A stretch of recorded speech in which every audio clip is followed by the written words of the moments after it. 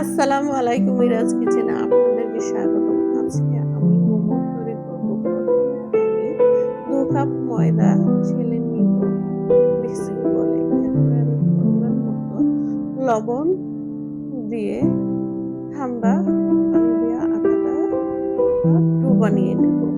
এরপরে আমি মুরগির বুকের মাংসগুলো হাত ছাড়া এভাবে কিমা করে নেব। এরপরে আদা কুচি, রসুন কুচি, মরিচ কুচি, পেঁয়াজ কুচি, কালো গোলমরিচের গুঁড়ো, পরিমাণ মতো লবণ, ২ টেবিল চামচ সয়াবিন তেল গরম করা ঢেলে দিয়ে মাখিয়ে নেব। এরপরে আমি লিচি কেটে নেব ছোট ছোট। তারপরে আমি ছোট ছোট রুটি বেলে নিব।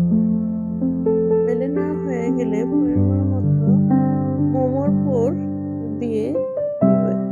এভাবে ডিজাইন দিয়ে মোমোর শেপ দিয়ে নিব।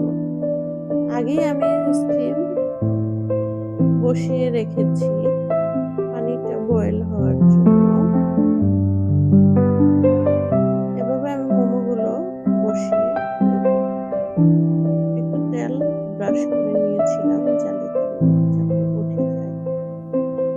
এই তো আমার মোমো তৈরি করা হয়ে গেছে। কেমন লাগলো কমেন্টে জানাবেন। আল্লাহ হাফেজ।